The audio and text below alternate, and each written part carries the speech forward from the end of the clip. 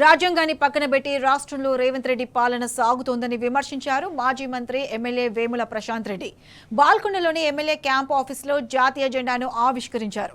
ప్రభుత్వాన్ని ప్రశ్నించే ప్రతిపక్షాల గొంతులను నొక్కే ప్రయత్నం జరుగుతోందని, ఇది ప్రజాస్వామ్యానికి ఏమాత్రం మంచిది కాదని ప్రభుత్వానికి సూచించారు. ప్రజలకు ఇచ్చిన హామీలను నెరవేర్చాలని అడిగితే కేటీఆర్, హరీష్ రావులపై సిట్ పేరుతో ప్రభుత్వం వేధింపులకు పాల్పడుతోందని అన్నారు.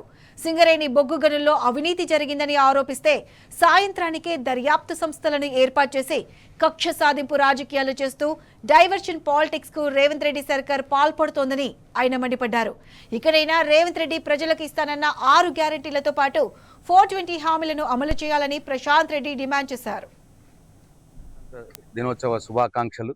ఈ రోజు అంటే జనవరి 26, 1950వ సంవత్సరంలో స్వతంత్ర భారతదేశం తన రాజ్యాంగాన్ని అమలులోకి తెచ్చుకున్న రోజు, తన సార్వభౌమాధికారాన్ని రాజ్యాంగబద్ధంగా ఈ రోజు ఫోర్స్ అయిన రోజు. భారతదేశంలో అనేక జాతులు, అనేక కులాలు, అనేక మతాలు, అనేక భాషలతో కూడినటువంటి ఒక్క తాటి మీద తెచ్చి నిలిపి ఉంచేదే బాబా సాహెబ్ అంబేద్కర్ గారు మనకు ప్రసాదించినటువంటి రాజ్యాంగం. ఈ దశాబ్దాలుగా ఈ రాజ్యాంగ స్ఫూర్తితో భారతదేశం ఒకటిగా ఉన్నది, రేపు ఉంటదని కూడా నేను భావిస్తా ఉన్నా.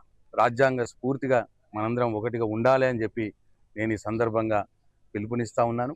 నేను ఇవాళ గణతంత్ర దినోత్సవ సందర్భంగా ఈ ముఖ్యమంత్రికి, ప్రభుత్వానికి సూచిస్తా ఉన్నాను. ఈ రోజు నుంచైనా ఈ రాజ్యాంగ స్ఫూర్తిని, ఇవాళ గణతంత్ర దినోత్సవ స్ఫూర్తిని తీసుకొని ఇప్పటికైనా మమ్మల్ని వేధించడం మానుకో. మీరు ప్రజలకు ఇచ్చిన హామీలు నిలబెట్టే ప్రయత్నం చేయండి. మీరు హామీలు ఇచ్చినవన్నీ ఇవ్వండి ప్రజలకు. అంతేగాని ఎందుకు ఇస్తలేవు అన్న మమ్మల్ని కేసుల పేరు మీద, సిట్టుల పేరు మీద, కమిషన్ల పేరు మీద మమ్మల్ని వేధించడం మంచిది కాదు. ఇప్పటికైనా నీ పద్ధతి మార్చుకో, లేకపోతే రాజ్యాంగంకు లోబడి మేము కొట్లాడటానికి సిద్ధంగా ఉన్నాం. ఇదే రాజ్యాంగంకు లోబడి ప్రజలు సమయం వచ్చినప్పుడు వారి ఓటు ద్వారా మీకు బుద్ధి చెప్పడం ఖాయము.